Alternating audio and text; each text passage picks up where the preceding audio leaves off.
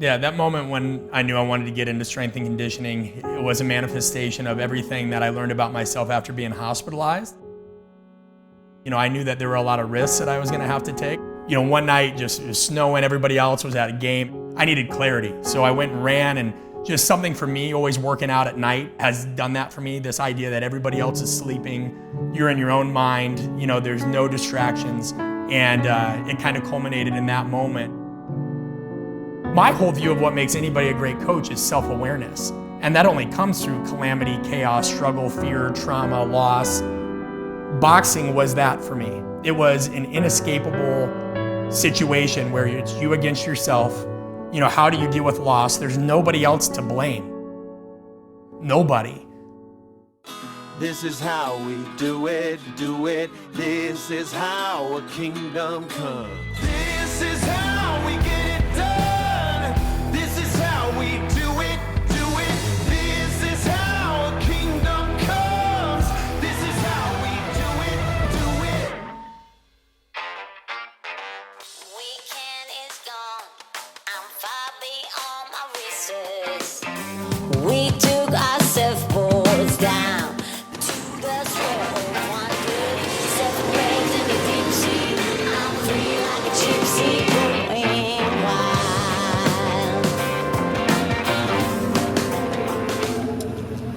Hey guys, welcome to Woodstock, Georgia, home to PLAE headquarters, and my good buddy Brett Bartholomew. Just a super passionate coach. Everything he goes after does, he does to the highest degree. Really works extremely hard, and just being a good friend through the years. I know how much it means to him to do a great job and to leave a lasting impact on this profession. So I'm looking forward to hanging out with a buddy.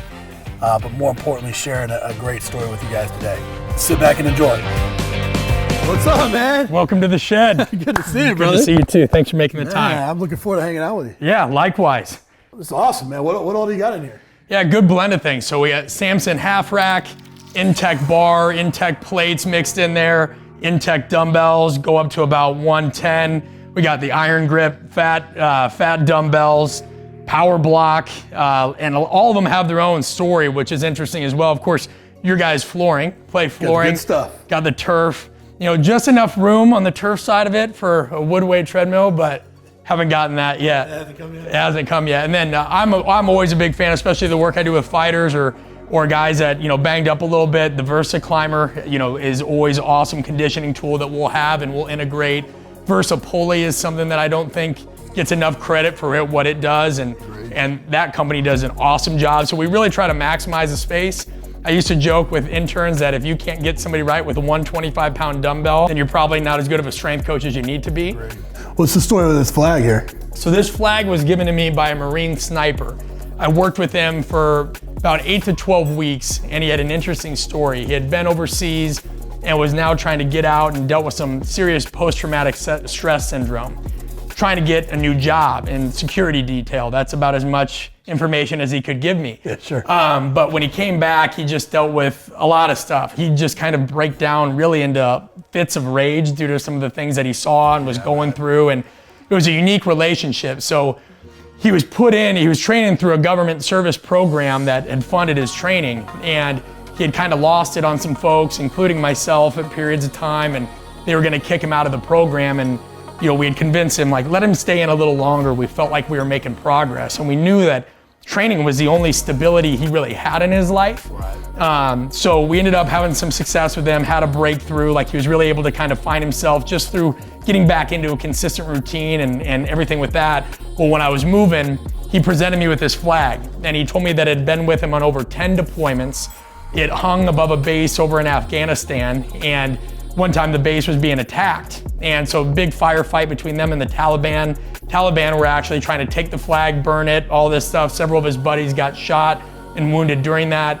He was able to reclaim the flag. He said he literally kept it with him on all the remaining deployments he did. And so he says, I want to give this to you on one condition. I go, what? He goes, you hang it in its tattered as is fashion, not in a case, anything, in your garage gym and in a place where you'll see it every day and remind you of the difference you made in my life. So that, no matter how much any of this cost, no matter how long it took to acquire any of it, That's the most priceless thing in here. That's awesome. My parents had just gone through a divorce, a pretty nasty one, and they're great folks, they're great friends now, but that's a tough transition while it's going on. And I'm 15 at the time and moving to a new high school. All the friends that I had played with went to a separate high school. And this new school, just a lot of folks got into drugs, and not the casual kind. There were people doing meth, cocaine, things that I had never, like how do you make sense of that at 15? And that wasn't the area of town we grew up in.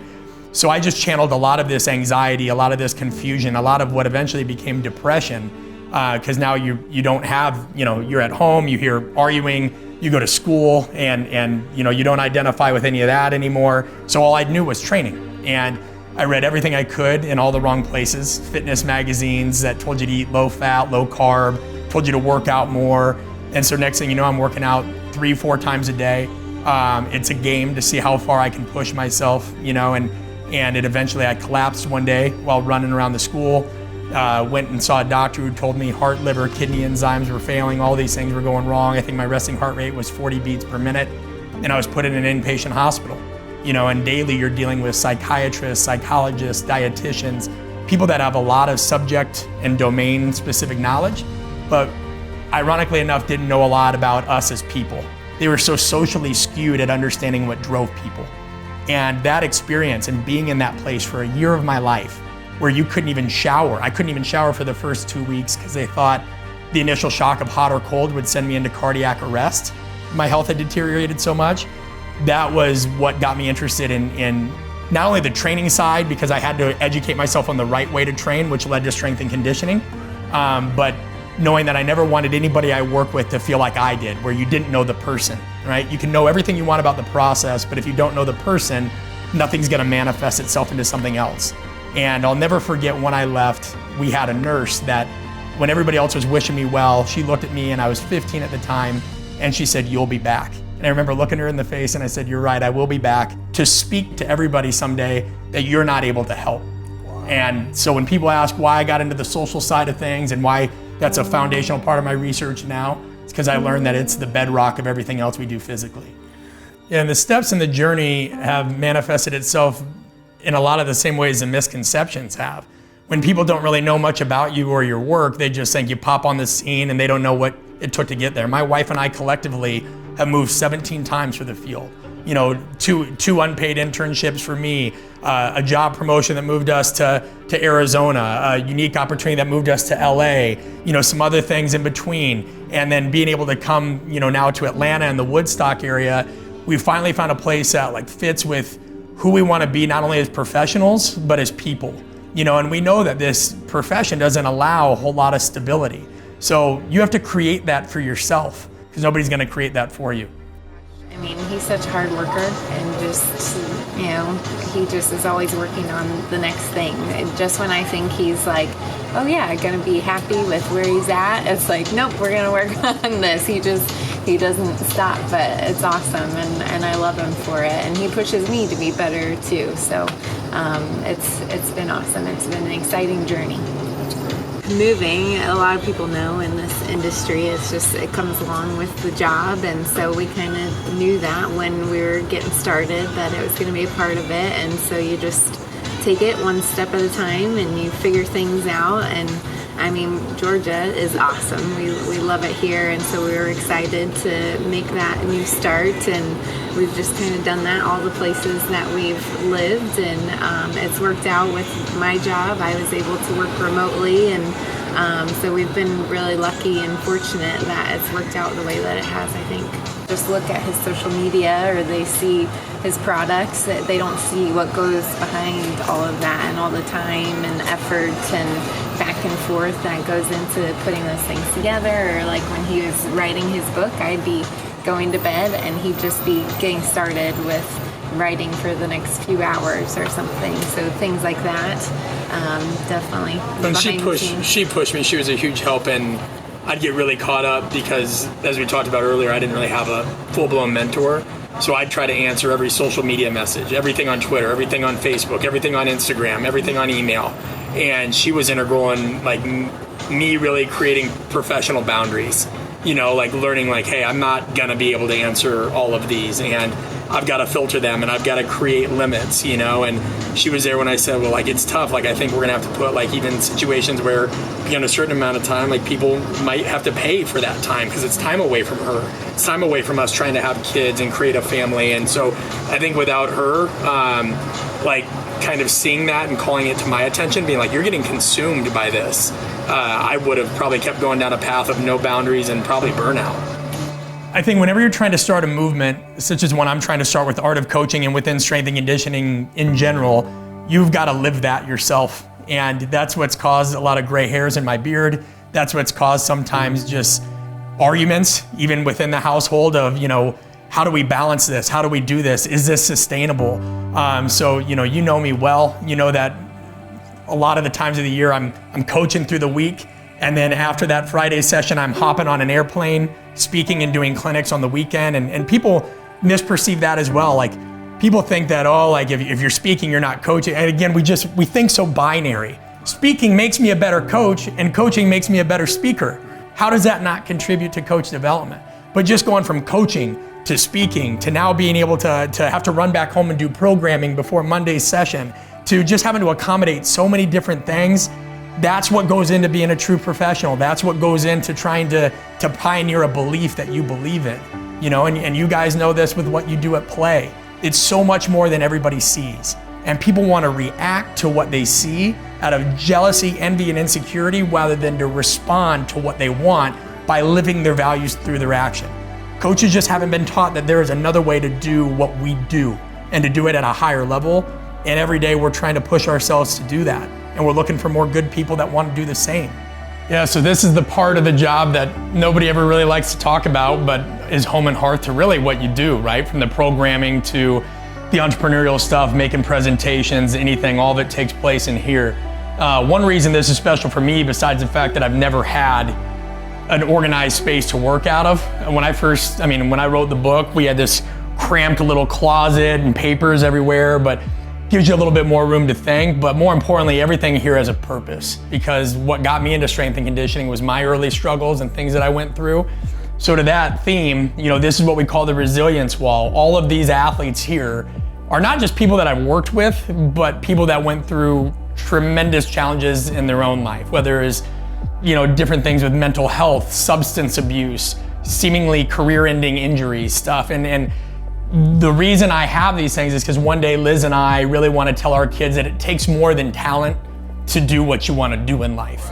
And so every single jersey in here has got its own story, you know, like, and the best group of athletes I've ever worked with, you know, this was the baseball team at Southern Illinois, and gotta mention them. Their head coach had died of cancer. They didn't get the new arenas and stadiums that football and basketball got. To this day, the hardest working group of individuals, and I still keep in touch with them. You know, I do work in the tactical space, so have some things that are reminders. This individual had part of his leg blown off by an RPG, was told he'd never run again.